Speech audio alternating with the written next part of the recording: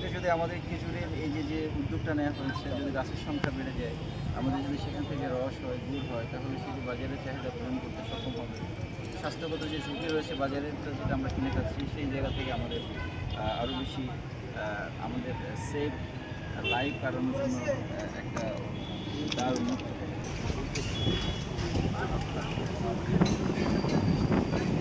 পশুপক্ষে ভোগ করতে পারবে। তো ধন্যবাদ মরুকপিলবাসীকে। আমরা মূলত মাগুরা জেলার প্রত্যন্ত অঞ্চলে আমরা প্রায় 1.5 যুগ যাবৎ তাল গাছ সহ বিভিন্ন গাছের চারা রোপণ করেছি। তা আমাদের শ্রীপুরের প্রতিবেশী মধুখালী, আমরা মধুখালীকে বেছে নিয়েছি প্রথমে, তারপর দেশের উন্নত আমরা এই কাজটা চালাবো আপনাদের সহযোগী নিয়ে। আপনারা আমাদের জন্য দোয়া করবেন।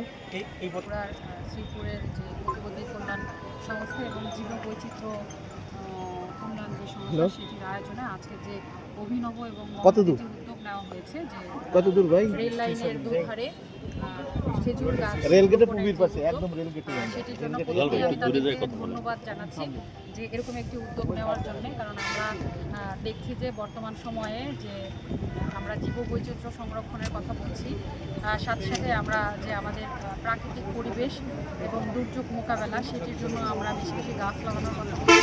অর্থাৎ আমরা জানি যে বন আমরা নিধন হয়ে যাচ্ছে যেই পরিমাণ, কিন্তু সেই পরিমাণ হচ্ছে বৃক্ষ রোপণ হচ্ছে না। এটির কারণে হচ্ছে আমাদের জীববৈচিত্র্য যেটা সেটি হচ্ছে অর্থাৎ বাস্তু সংস্থান, সেটি হুমকির মুখে পড়েছে। তো এই ধরনের উদ্যোগের মাধ্যমে আমাদের একই সাথে জীববৈচিত্র্য সংরক্ষণ হবে। কারণ খেজুর গাছে যখন ফল হবে তখন যে সকল পশু পাখি তারা কিন্তু এই কেন্দ্রিক তাদের যে ইনভলভমেন্ট সেটি বাড়বে এবং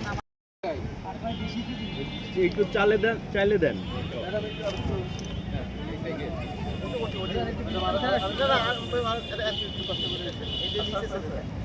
ওইখান থেকে চেলে দেন না।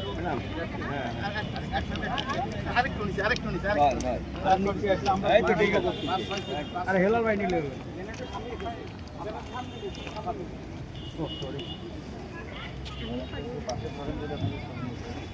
একটু সামনে